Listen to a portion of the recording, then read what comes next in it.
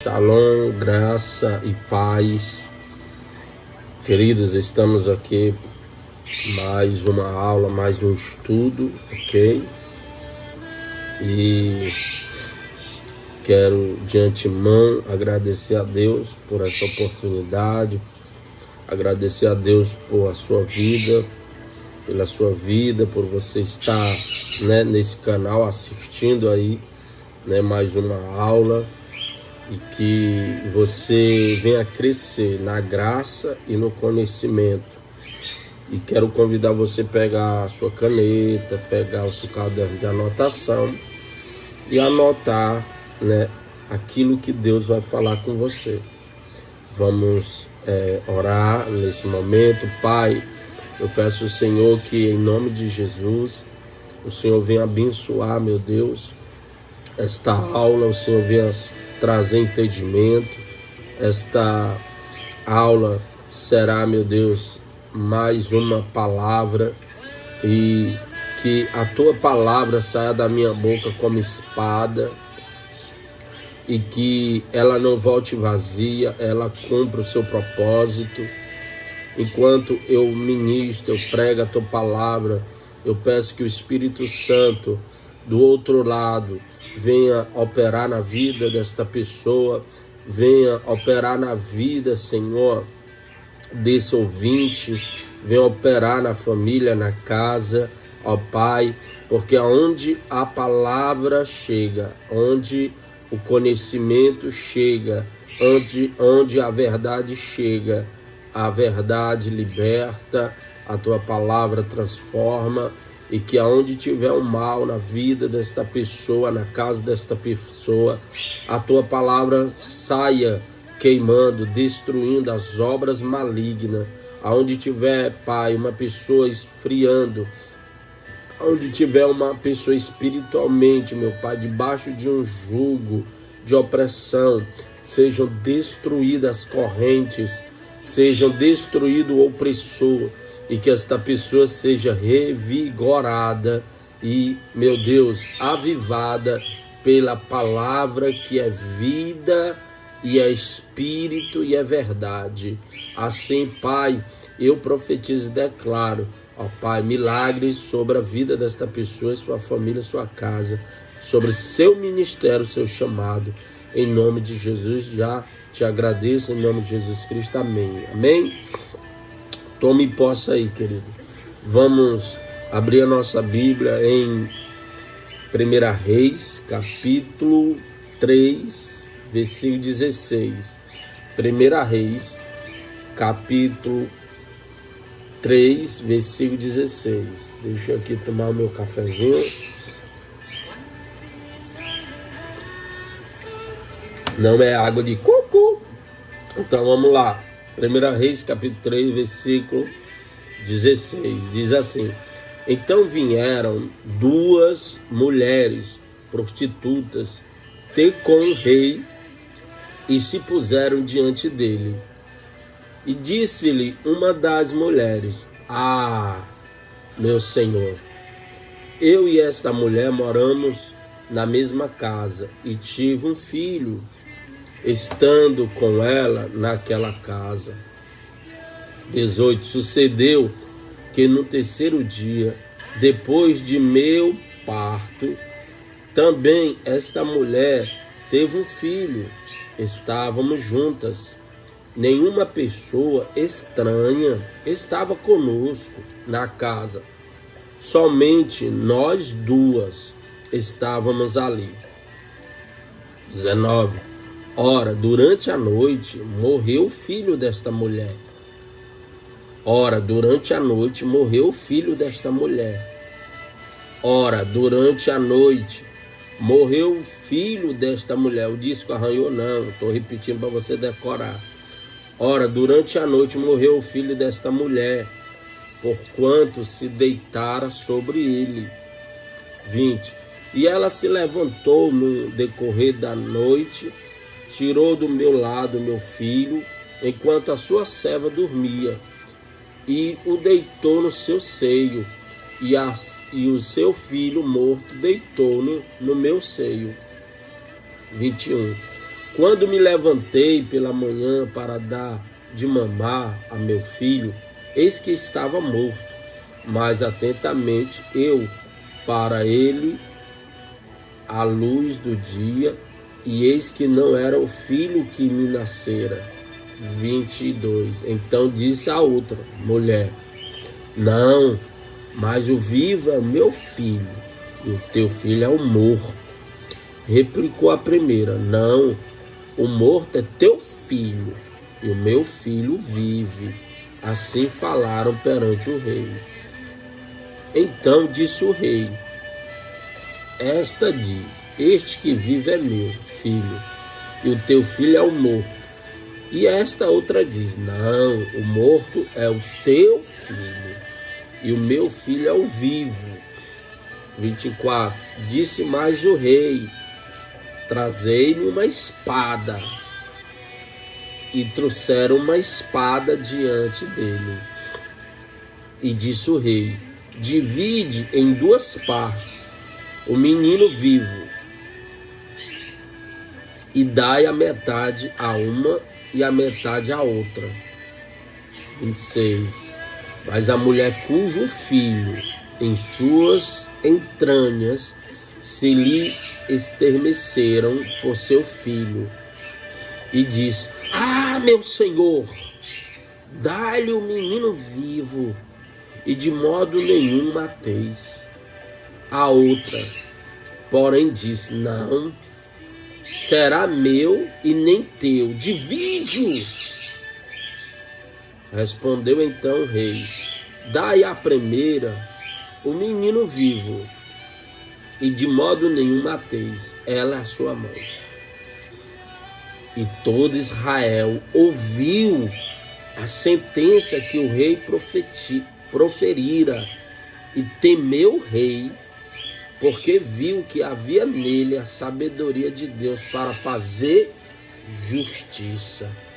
E todo Israel ouviu a sentença que o rei proferira, e temeu ao rei, porque viu que havia nele a sabedoria de Deus para fazer justiça. Queridos, a palavra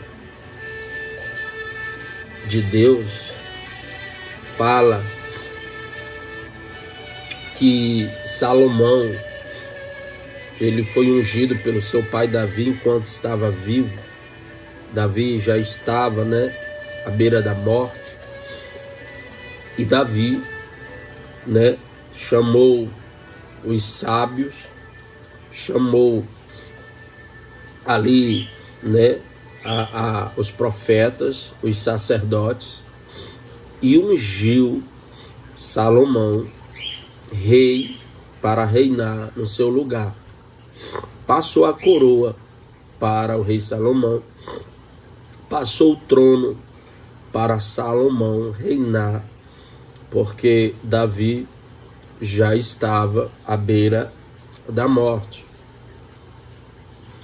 E a palavra do Senhor fala nesse mesmo livro, 1 Reis, capítulo 3. Se você analisar do primeiro versículo até essa história, você vai ver que Salomão era um jovem que não tinha estrutura, não tinha conhecimento, não tinha sabedoria para governar, para tomar, ali o trono, ficar no trono do seu pai Davi e governar. Porque Davi era um rei muito amado, muito desejado, um rei que teve problemas no seu reino, mas o povo o amava.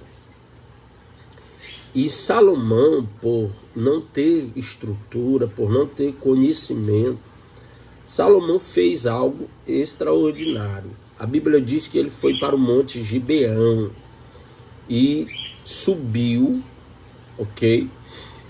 ao monte Gibeão para sacrificar ao Senhor, para fazer holocaustos, para ofertar ao Senhor em prol de sabedoria. Porque ele humanamente não podia, não tinha condição de reinar, de tomar conta de um povo numeroso. E a Bíblia diz que ele sobe no monte Gibeão, faz o sacrifício, e de madrugada, no sonho, Deus aparece para Salomão e pergunta: Salomão, pede-me o que quiseres que eu te darei. E Salomão disse assim: Senhor, assim como o Senhor foi com meu pai Davi, e tu me escolhestes para reinar no lugar de meu pai, eu peço que assim o Senhor seja, que a tua benevolência, seja comigo também, que o Senhor me dê sabedoria, para eu ter o discernimento de discernir o bem do mal. Ou seja, eu quero sabedoria para discernir as pessoas maldosas, as pessoas que têm um coração corrupto, e discernir quem tem um coração puro, quem tem um coração sincero, quem tem, um coração ali reto. Porque eu quero sabedoria para julgar as causas do teu povo, porque o teu povo é numeroso. E a Bíblia diz que Deus se agradou. Deus se agradou com o pedido de Salomão, porque Salomão pediu algo que mexeu com Deus.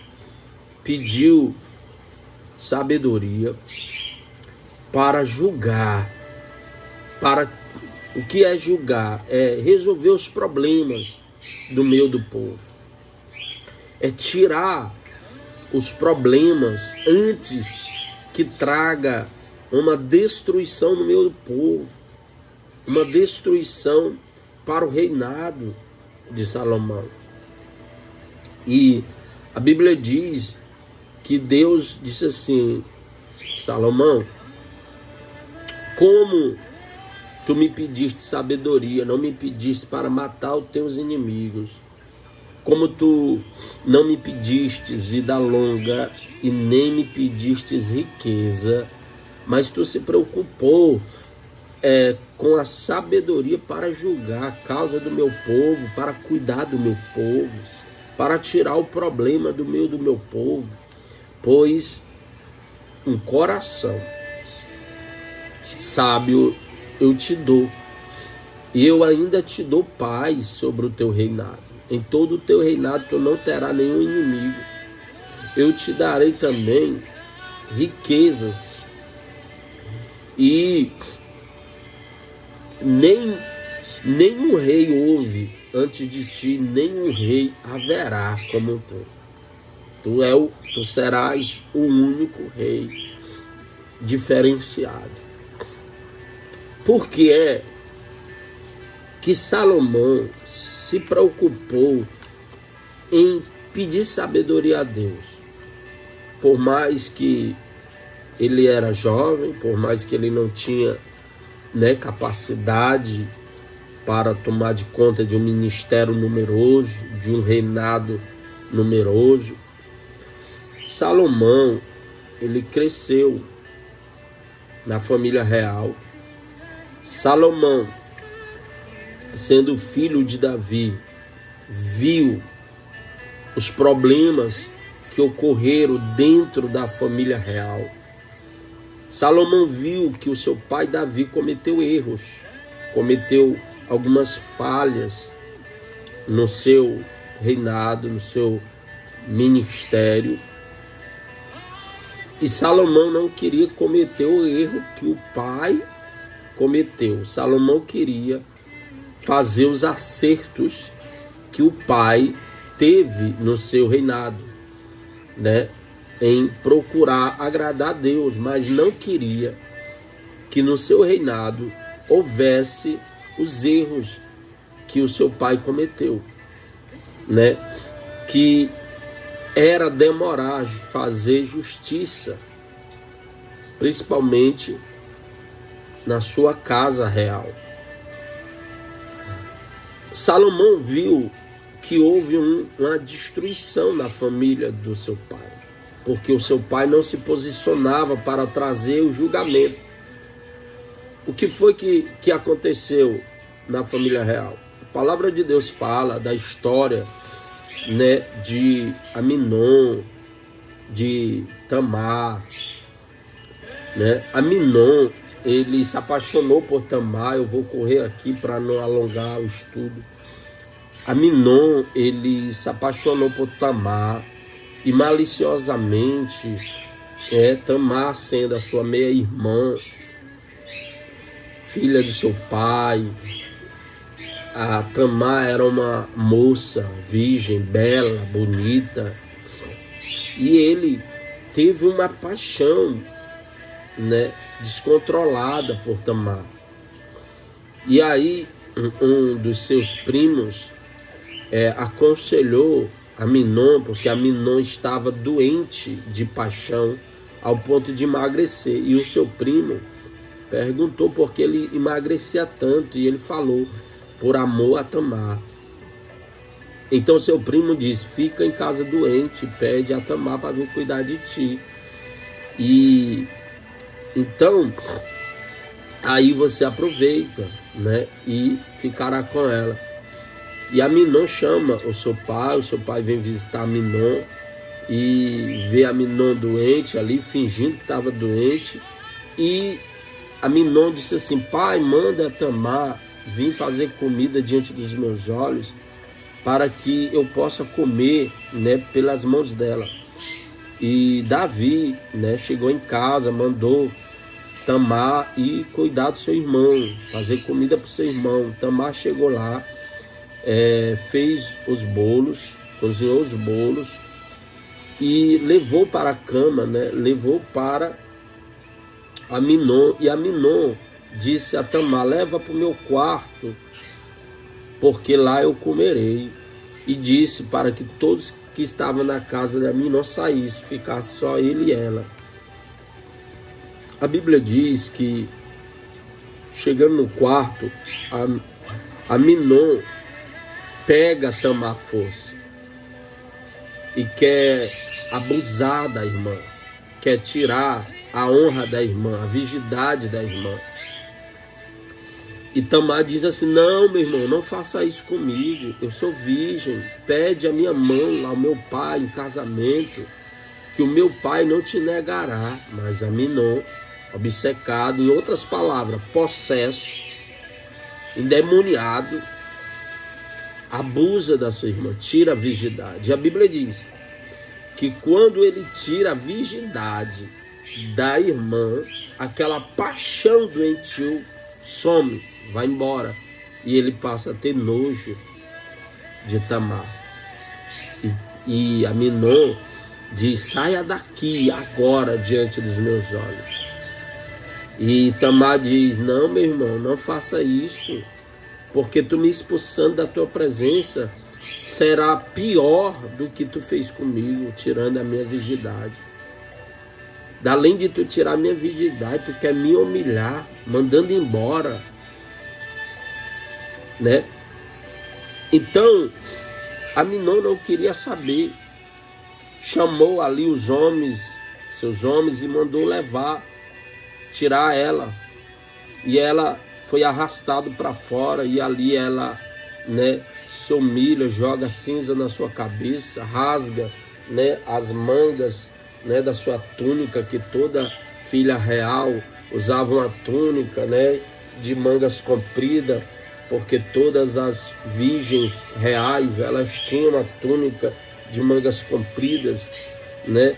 E ali ela rasga suas mangas, né? Joga ali cinza, se humilha, né? Fazendo um ato de humilhação ali, e grita e vai chorando em alta voz até a sua casa. E Absalão vê e diz: Tamar, você não estava com Aminon? O que foi que aconteceu? E ela contou. Quando ela contou para Absalão, Absalão ficou com ódio do seu irmão Aminon. Então Davi soube o que Aminon fez e não fez justiça.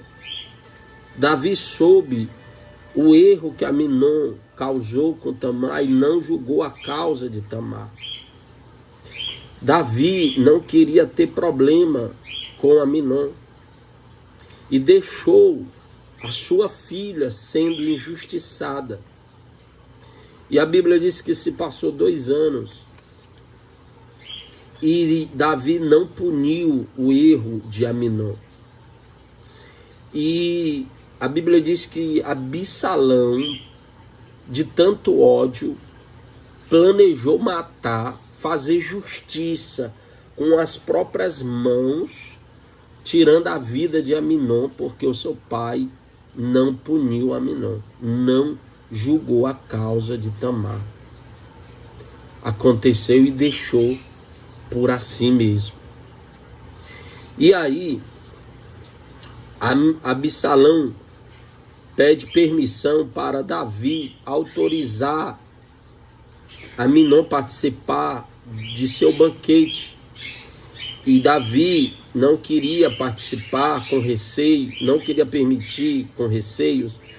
E Absalão insistiu e Davi autorizou ele ir. Então, quando ele vai para o banquete, Absalão diz para os seus homens e diz: olha, quando Aminon estiver embriagado com álcool, matem ele.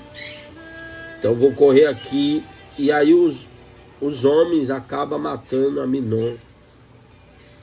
E Davi fica sabendo e chora muito pela morte de seu filho Aminon. E Absalão foge, vai embora.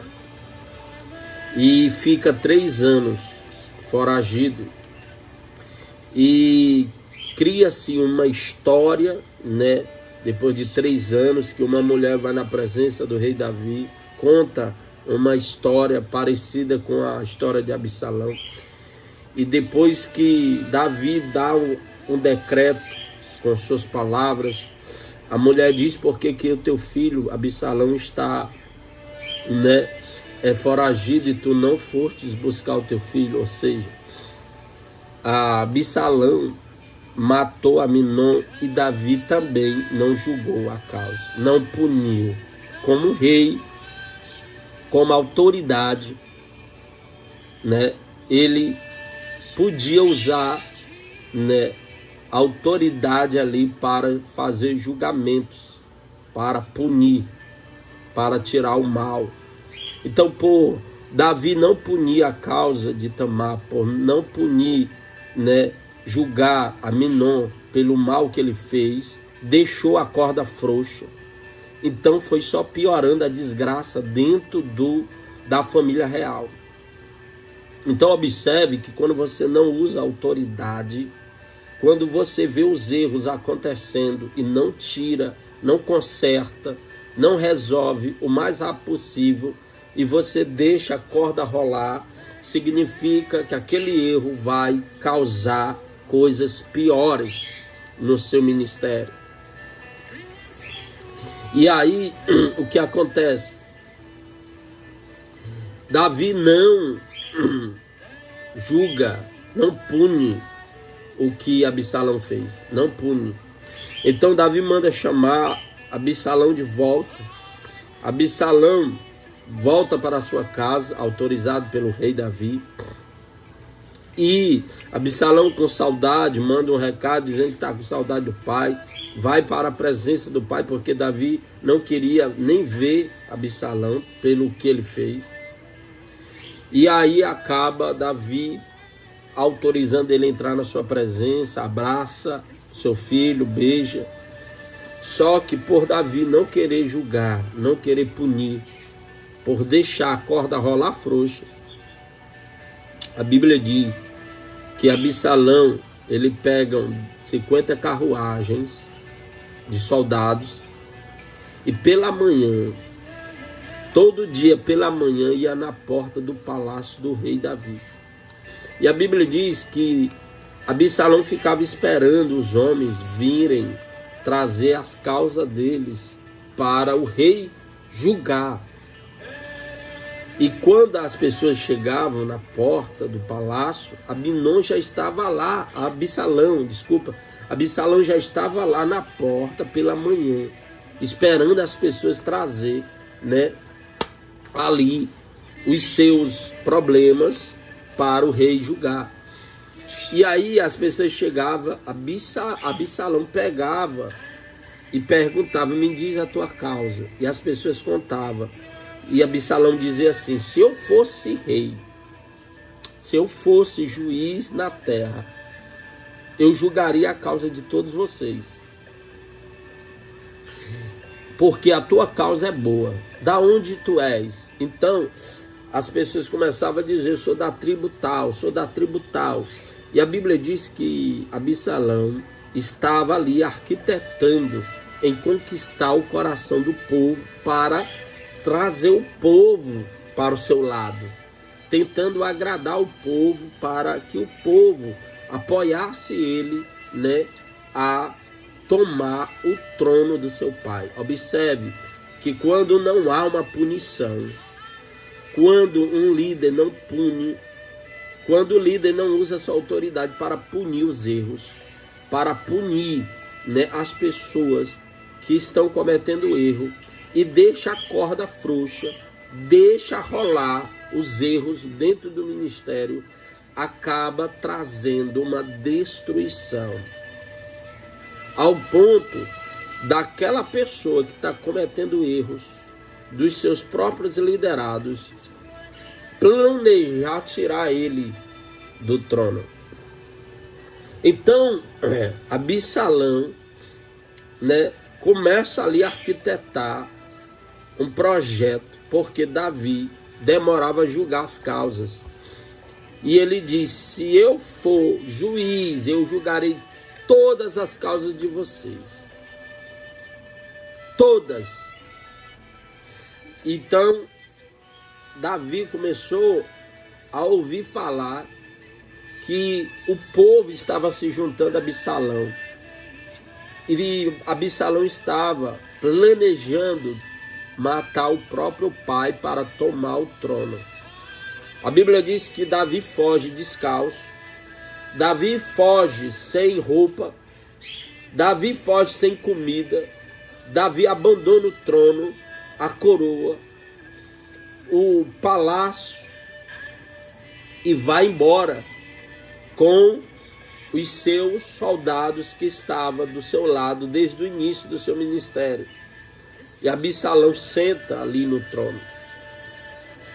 E Absalão tenta ali planejar matar Davi. Então observe, quando um líder não usa a autoridade para punir as pessoas que estão cometendo erros no ministério e deixa rolar frouxo, os problemas aumentam, ao ponto de chegar a tirar o próprio líder do trono, o próprio líder do ministério. E a história vai rolando. E voltando para Salomão. Salomão viu tudo isso acontecendo no ministério do rei Davi. Salomão percebeu que o rei não julgava as causas. Salomão percebeu que Davi deixava rolar frouxo os problemas no seu ministério. E Salomão viu o erro que ocorreu, a falha que ocorreu, pelo líder não se posicionar, pelo líder não querer usar a sua autoridade, a sua espada. Pelo líder não querer punir, porque não queria ter problema com Aminon, não queria ter problema com Salomão, não queria ter problema com seus liderados. Preocupado em não ter problema, acabou tendo grande problema, ao ponto de até ali correr o risco de perder o seu reinado, o seu trono. Então Salomão sobe o monte Gibeão, faz o sacrifício e pede: Senhor, eu não quero cometer o erro que o meu pai cometeu. Eu quero que tu me dê um coração sábio para discernir o coração das pessoas. Quem é do mal e quem é do bem. Fazer justiça a favor do reto. E Salomão desce com a resposta de Deus. E ele chega no seu palácio, faz um banquete ali, prepara mais sacrifício a Deus, para agradecer as promessas que Deus lhe fez, que daria ali sabedoria. E quando ele está ali banqueteando, entra duas mulheres. Duas mulheres com problemas seríssimos. Elas exigem uma corte. Elas exigem que o rei abra uma audiência para elas. E o rei Salomão vai para a sala da audiência. E toda a multidão de Israel entra ali como testemunha para testemunhar o que iria acontecer através de Salomão. Qual seria a posição de Salomão? O que Salomão ia fazer com a causa dessas mulheres? E a Bíblia fala que ele está ali em uma postura para julgar a causa daquelas mulheres, e as mulheres contam a história. E diante dessa história, diante desses relatos, Salomão se encontra com muita dificuldade de julgar a causa dessas mulheres. Por quê? Porque não havia provas. Os relatos daquelas mulheres eram só as palavras, não tinha prova, não tinha como nenhuma provar que a outra roubou o filho da outra, o filho vivo da outra. Não tinha câmeras que filmou a cena, a outra roubando. Não tinha testemunhas para testemunhar que de fato aquela mulher que tinha o filho vivo, de fato, era justa, estava falando a verdade, não tinha como provar. Então Salomão estava ali diante de uma corte, diante de duas mulheres que só tinha argumento e não tinha prova. E como Salomão agora ia julgar uma causa dessa? Então Salomão ouve a história, deixa elas contar. E elas vão contando, como eu li no começo de 1 Reis, capítulo 3, versículo 16, que ela pega e fala: ó, meu senhor, eu e esta mulher moramos juntas na mesma casa. E aonde nós moramos juntos não há nenhum estranho. Eu dei à luz ao meu filho e 3 dias depois ela dá à luz ao filho dela. E ela dormiu sobre o seu filho e o matou, sufocado. O tema desse estudo é sufocando o ministério até a morte. Sufocando o ministério até a morte. Ela vai relatando: esta mulher deitou sobre o seu ministério e com sono de negligência, dormiu sobre o ministério e sufocou ele até a morte. E agora, esta mulher quer tomar o meu ministério que está vivo, o meu ministério que está dando resultado, o meu ministério que eu tenho cuidado com ele, zelo com ele. E ela, observe que estas duas mulheres são um exemplo de líderes, exemplo de pastores. Pastores, líderes que, por ter o sono da negligência, por não cuidar do seu ministério de forma espiritual, por não querer pagar preço de oração, preço de jejum, estão tomando conta de ministérios só por competição. Estão tomando conta de ministério para aparecer. Estão tomando conta de ministério para receber elogios, aplausos, porque na mão deles está funcionando o ministério, mas estava funcionando o ministério na mão deles de forma natural. De forma natural. Eles não tinham zelo em cuidar do ministério de forma espiritual, com discernimento espiritual, pagando preço, né, em oração pelo ministério, em jejum pelo ministério,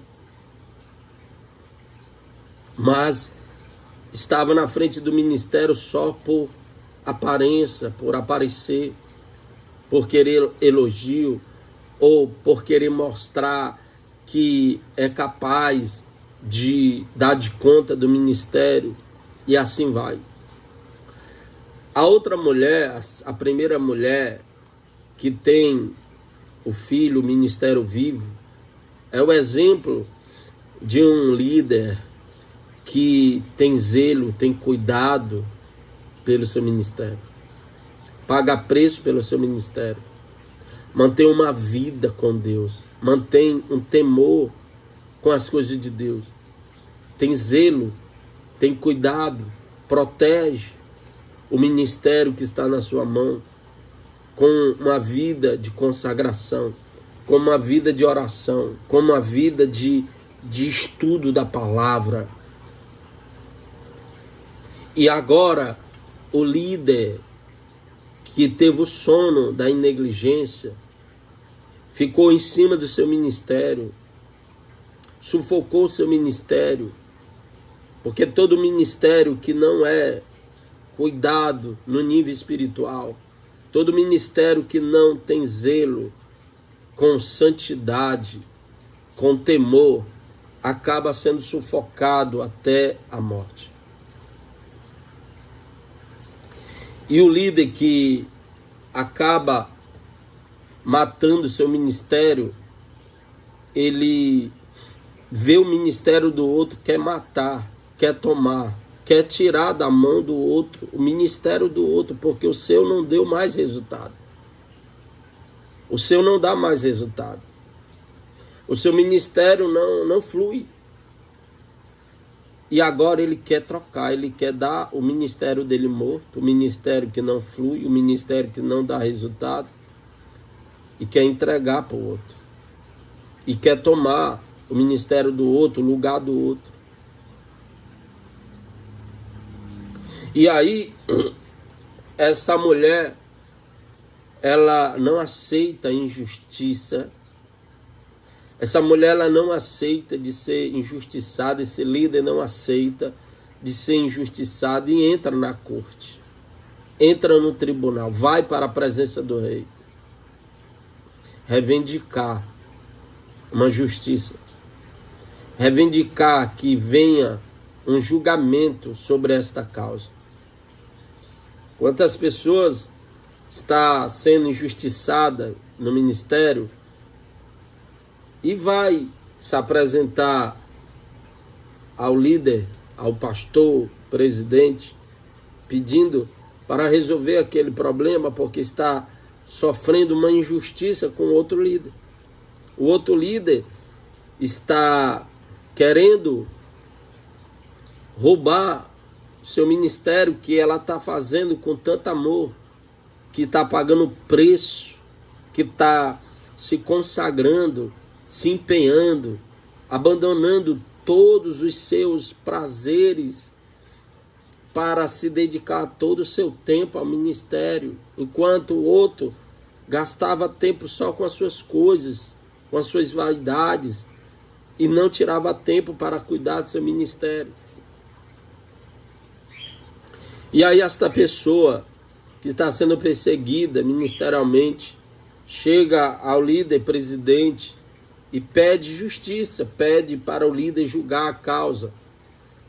E quantas vezes o líder se comporta como o rei Davi, dá corda para essas pessoas, esses líderes que estão cometendo erros ministerial, que estão cometendo erros dentro do ministério, porque não quer ter problema com esse líder, não quer ter problema com esse pastor, e deixa esse pastor à vontade, esse líder à vontade, dá corda para ele fazer o que ele quer, mesmo o líder, presidente, sabendo dos erros, mesmo o líder sabendo que tem alguém sufocado por causa desse líder, tem alguém sendo oprimido por causa desse líder, tem alguém que está prestes a não aguentar mais por causa da opressão desse outro líder.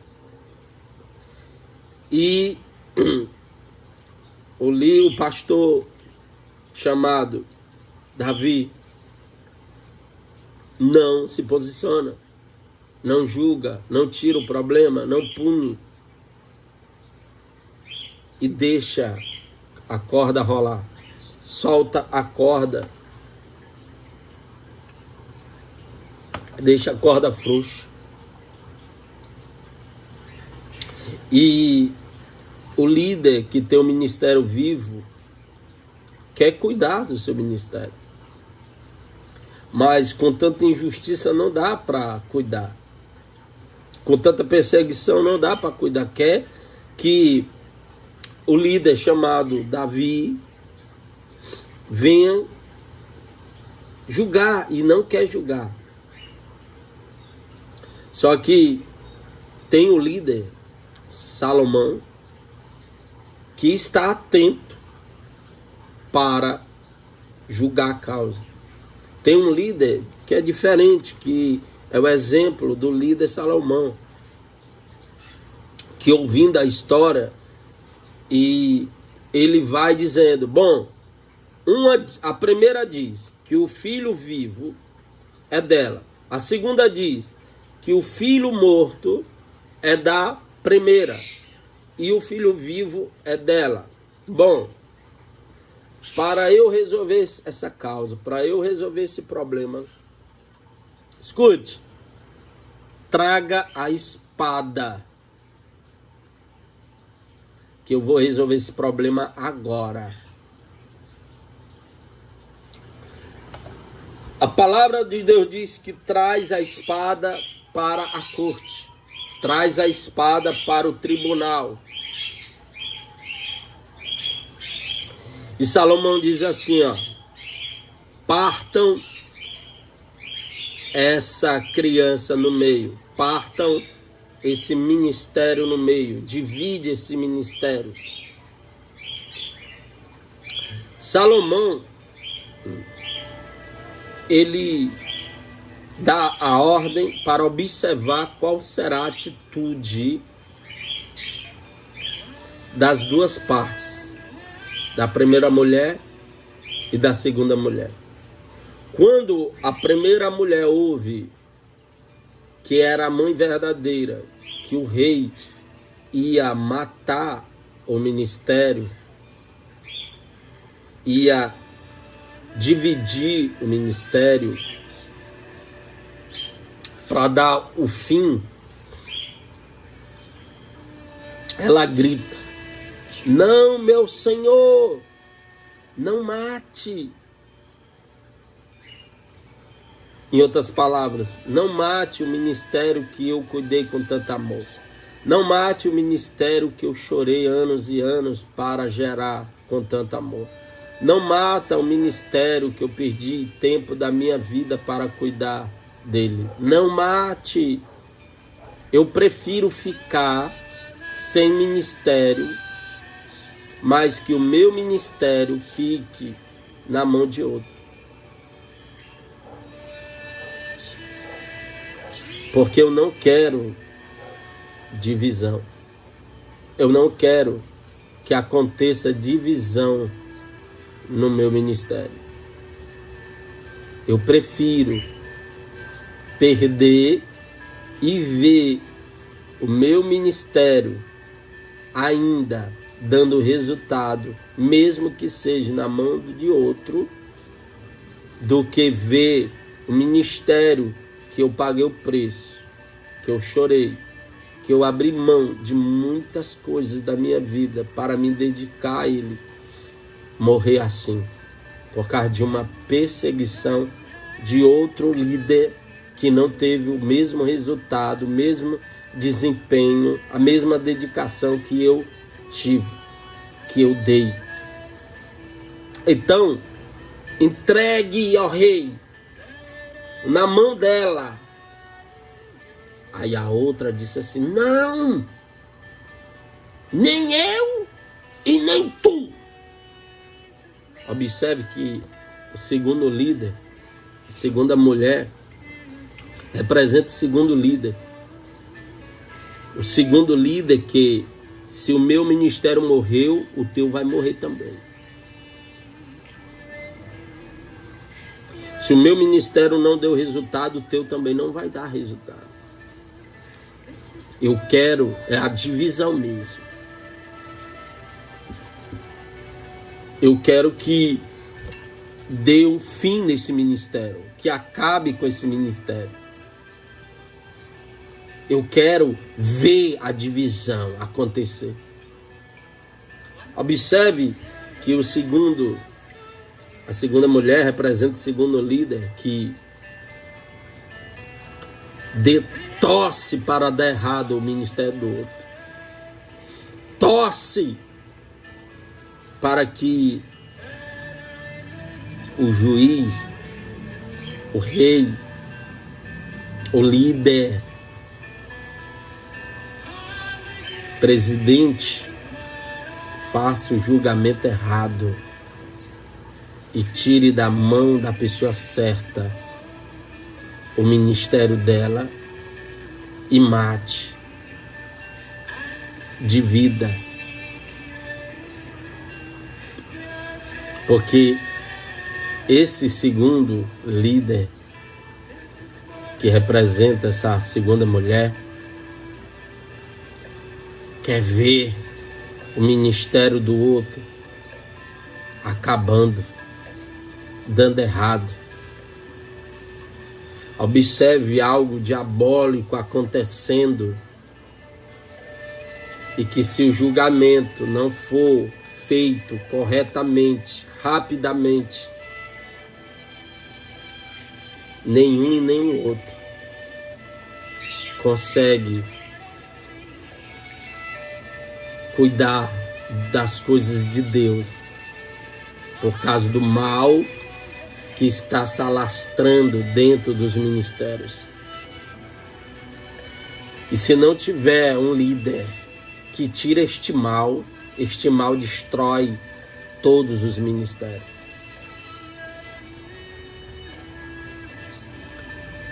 Então, quando o rei, que representa um líder, presidente, vê a intenção do coração da outra, do outro líder, de estar torcendo pela destruição ministerial da outra, esse líder presidente dá sentença e diz: peguem este menino vivo e não mate, dê a primeira, porque ela é a verdadeira mãe.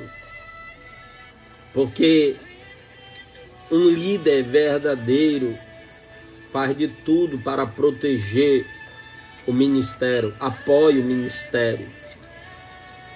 Por mais que foi tirado de suas mãos, de forma injusta, de forma invejosa, de forma cruel, mas ela prefere ver fluir o ministério vivo na mão de outro do que ela permitir que a divisão aconteça. Observe que o líder, o pastor que tem um coração reto, por mais que está sendo injustiçado, não apoia a divisão, não apoia a morte ministerial. Por mais que está sendo injustiçado, perseguido, por mais que estão ali sufocando ele para que o ministério dele dê errado, o ministério dela dê errado, ela prefere que o ministério vá para a mão de outro do que apoiar a divisão, apoiar a morte ministerial. E observe que o segundo líder cruel, o segundo líder com coração perverso, com coração maldoso, maligno, faz de tudo para apoiar a rebelião ministerial, a divisão ministerial, a morte ministerial.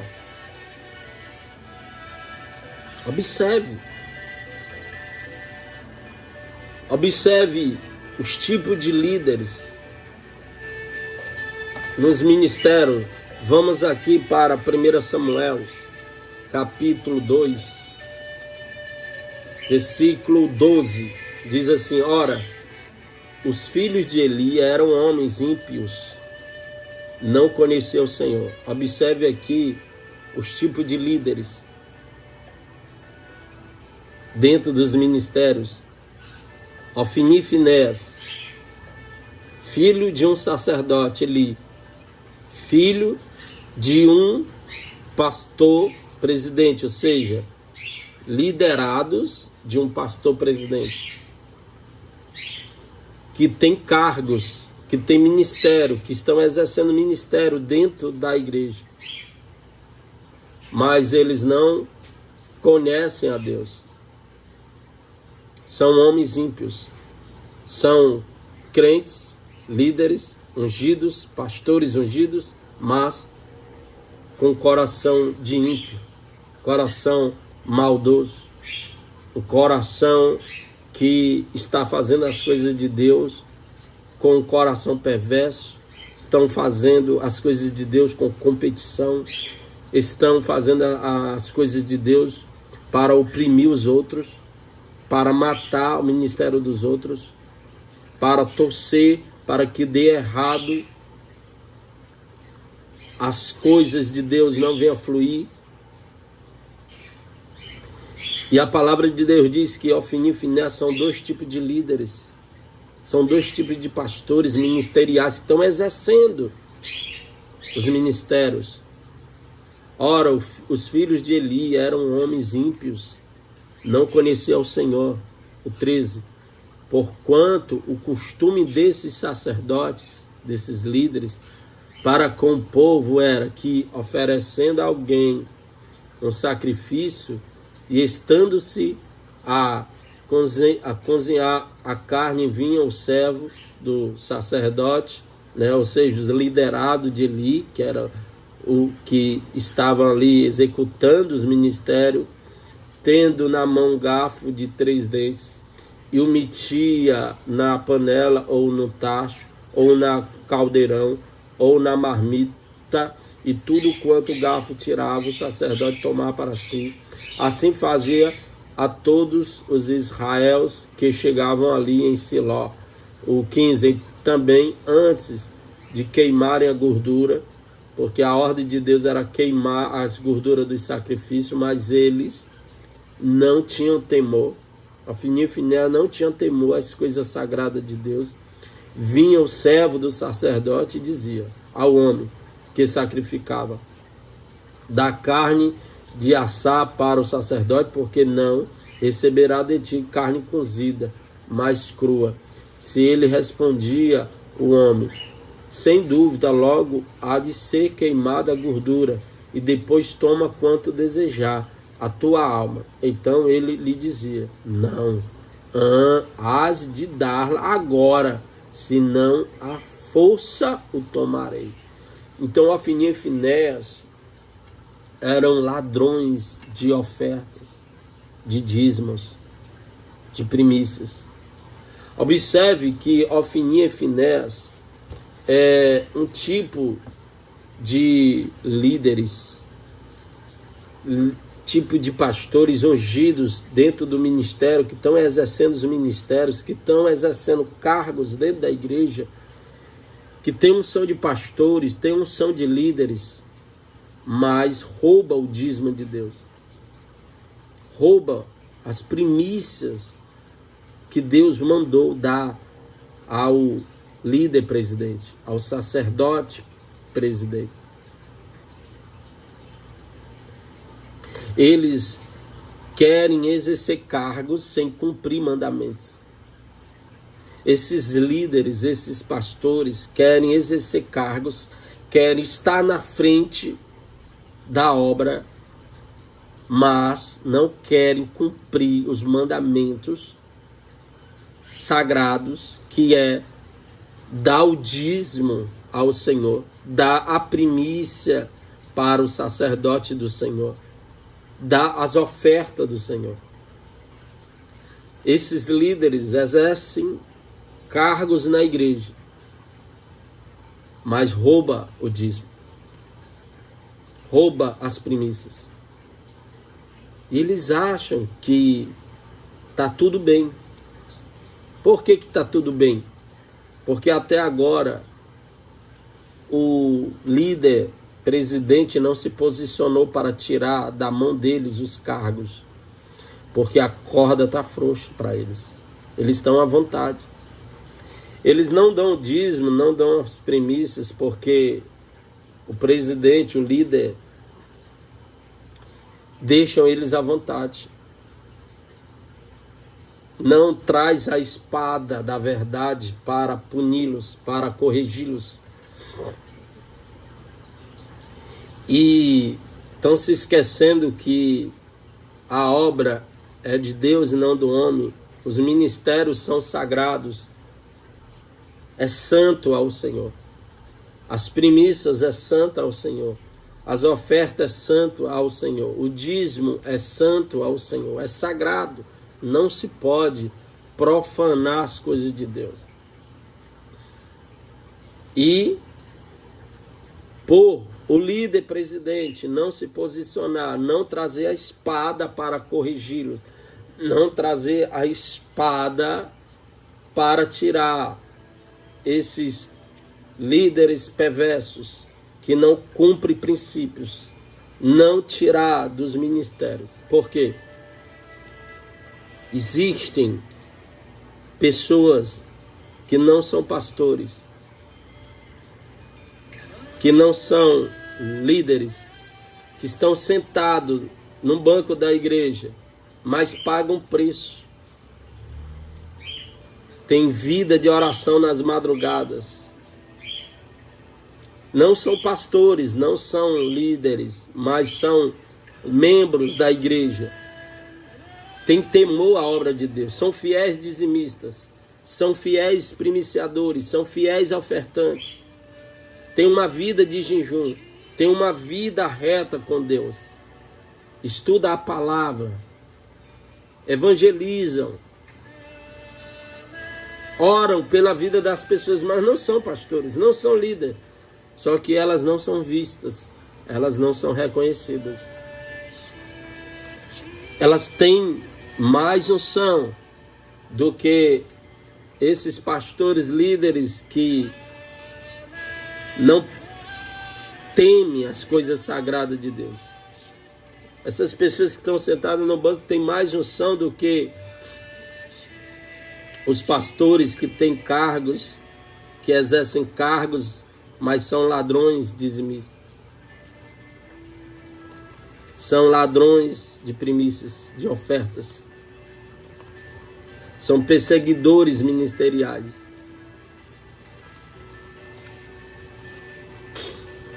E as que estão sentadas pagam o preço, oram, evangelizam, ganham alma, mas não são vistas, não são reconhecidas, não recebem oportunidades. Por quê? Porque não existe um olheiro para observar elas, a vida espiritual delas. É como se a obra do Senhor está investida. As pessoas com coração maldosos têm direito de exercer cargos na igreja, e as que têm um coração puro diante do Senhor estão com castigos sentadas.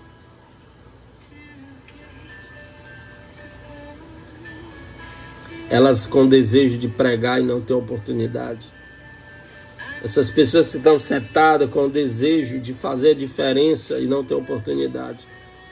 E os que não querem zelar, os que não querem cuidar das coisas do Senhor, estão fazendo com desleixo.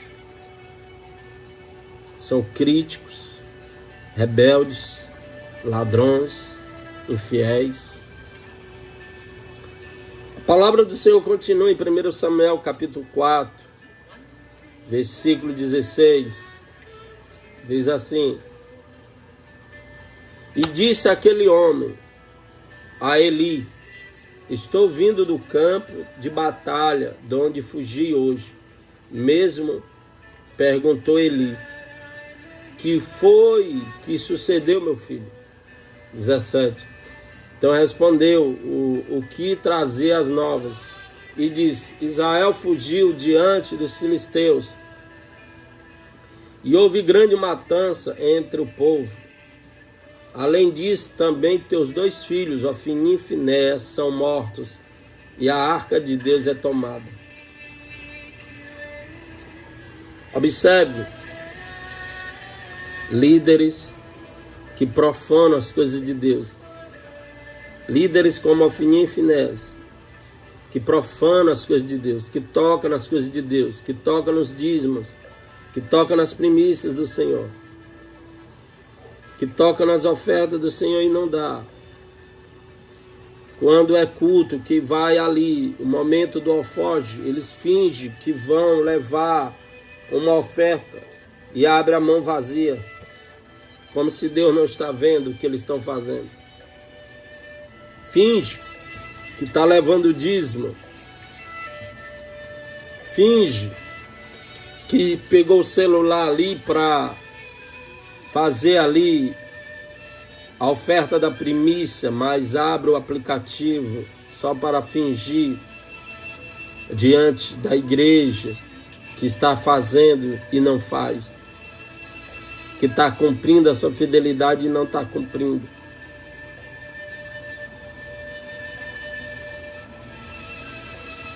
Ofni e Finéias são líderes que tem coração de ímpio, que não conhece a Deus, não tem intimidade com Deus, não paga preço para conhecer a Deus. E eles estão fazendo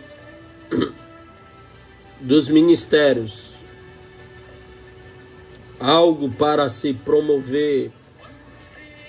Estão aproveitando os ministérios para receber elogio, aplauso, honra, reconhecimento. Mas esses líderes, diante de uma guerra espiritual, não têm êxito para vencer. Esses líderes, diante de uma guerra espiritual, diante de ataques demoníacos, não têm autoridade para vencer. Observe que esses líderes perderam a presença de Deus.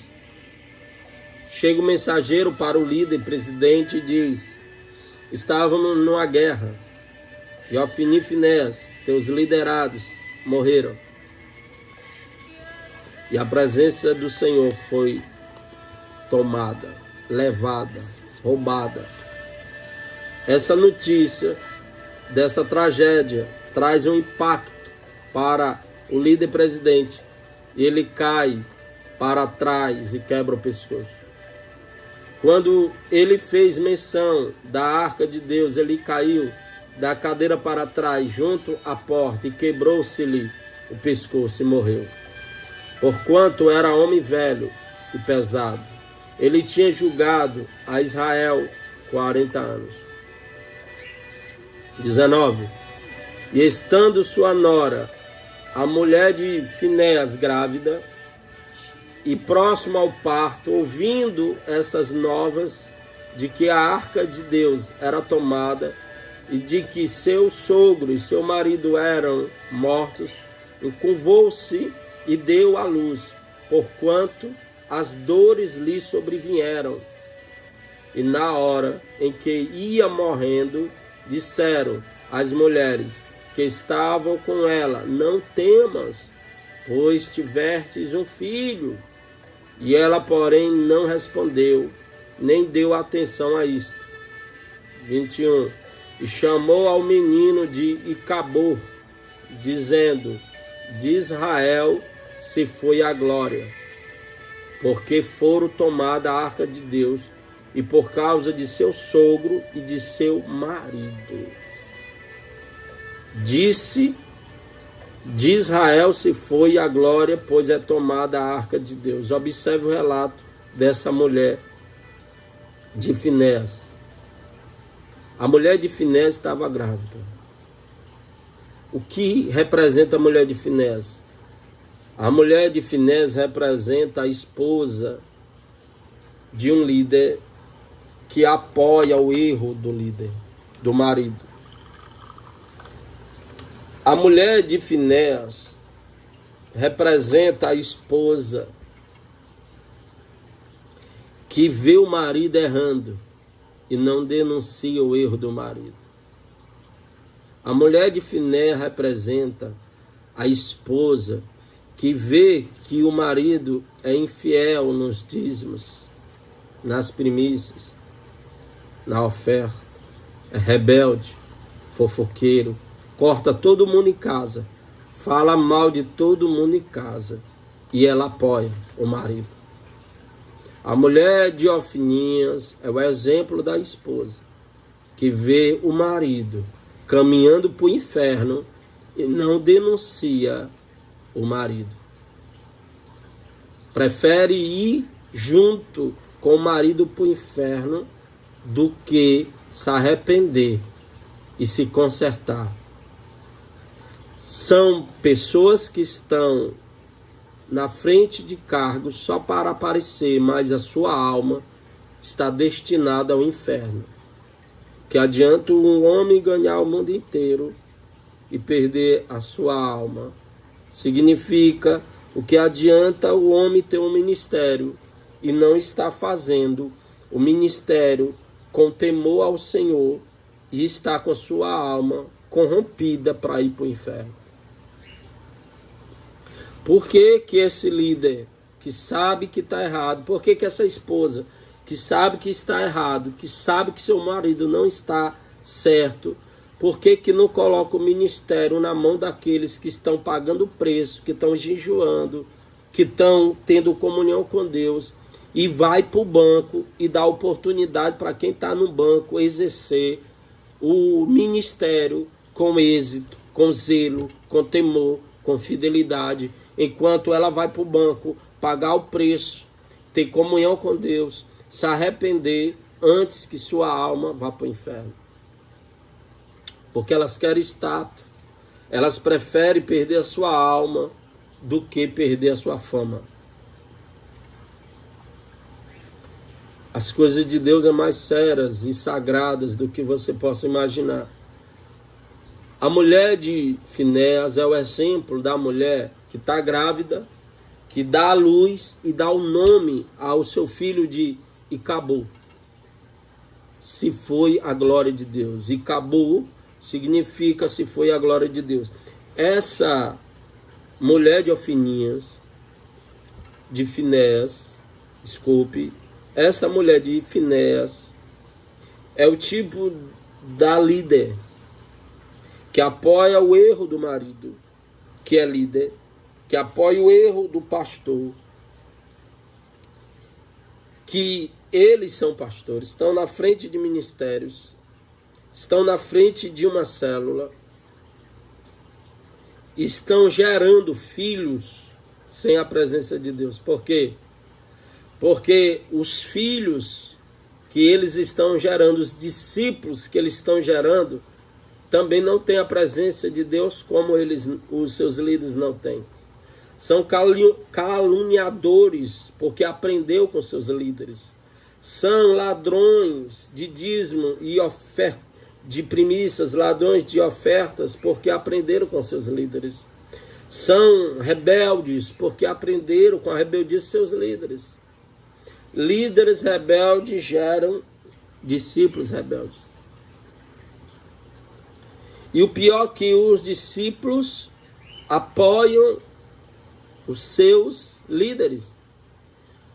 O pior é que os seus discípulos vê os seus líderes com erros, com infidelidade. E esses discípulos, em vez de seguir a palavra de Deus, preferem seguir o caminho errado de seus líderes. Se a alma dos líderes está destinada ao inferno, a alma dos discípulos acompanharão. Porque a palavra de Deus diz que existe um povo chamado Bereano, que nem tudo que o líder prega, eles recebem assim, mas chegam em casa e vão estudar para saber se aquele ensinamento está de acordo com a palavra. Um discípulo bereano, eles não acreditam em tudo enquanto não analisar primeiro. Um crente bereano só obedece líderes se os líderes estiverem pregando a verdade. Discípulo bereano só honra líderes se eles têm princípio de honra para com seus liderados. Mas discípulos que não é bereano, que tem preguiça de estudar a palavra, de examinar a palavra de Deus, acredita em tudo que é falado pelos seus líderes e faz tudo que os seus líderes fazem e não se importa se a sua alma vai para o inferno ou não.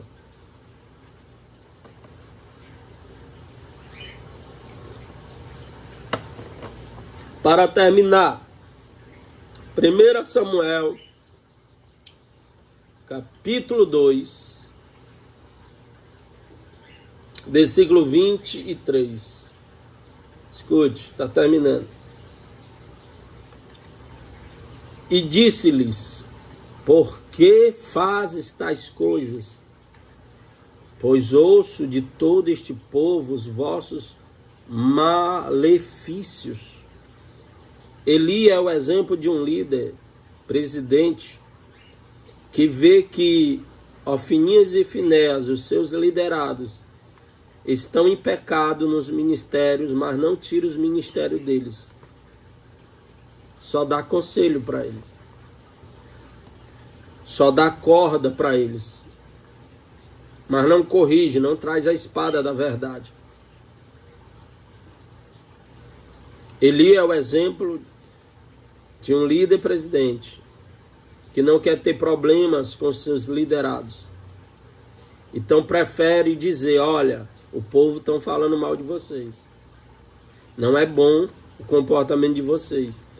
Mesmo sabendo que estão exercendo ministérios, estão na frente de ministério em pecados, prefere estar dando conselho do que trazer a espada da verdade e punir, tirar o ministério da mão deles para não perder a alma deles e colocar na mão de quem paga preço, de quem se consagra,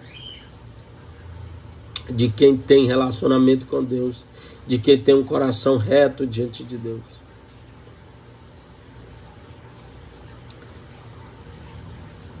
Eli é um tipo de líder que,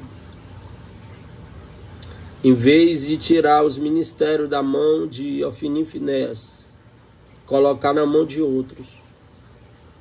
Prefere que a má fama de Ofni e Finéias contamine o povo.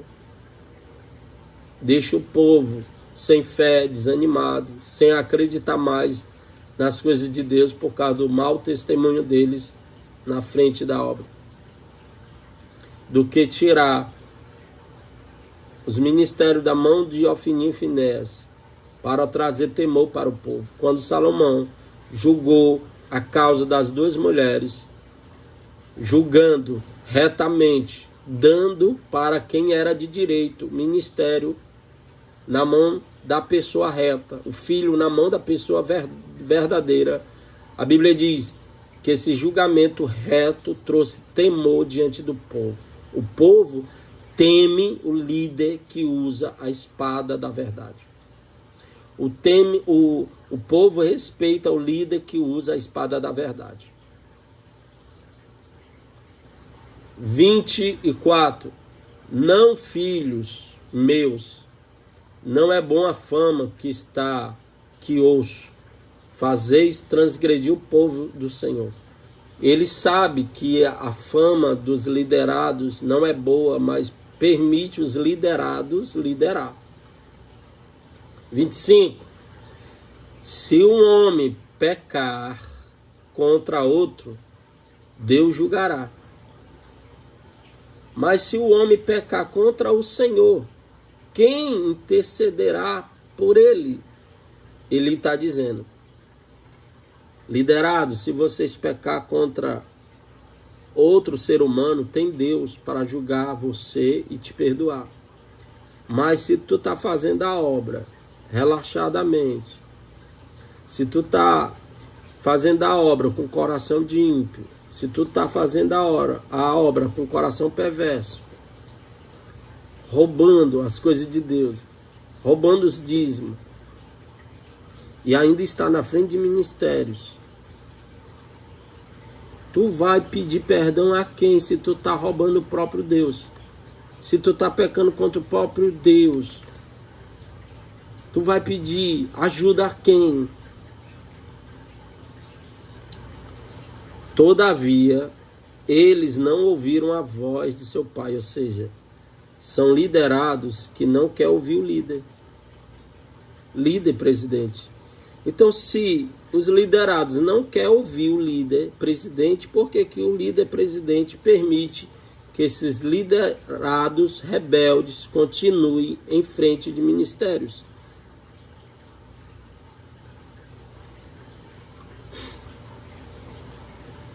Porque tem liderados que é igual à liderança do rei Davi. Não quer ter problemas com o liderado ao ponto do liderado fazer de tudo para tirar o líder do trono e destruir até o ministério do líder presidente.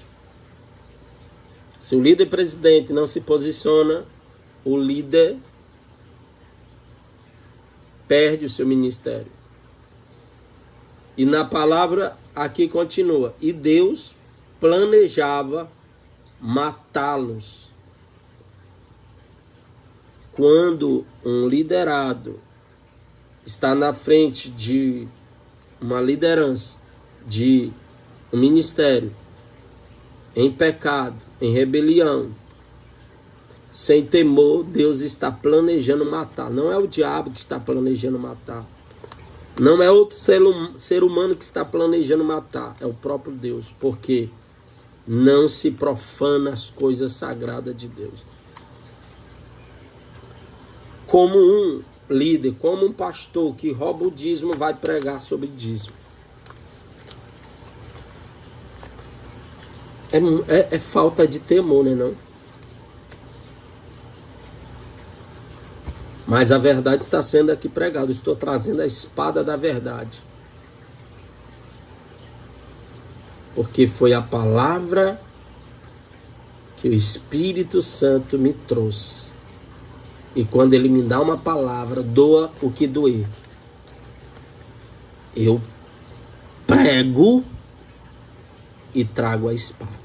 Porque a sua alma é mais importante do que o seu ministério. Não adianta exercer um ministério para ter fama e a sua alma ir para o inferno.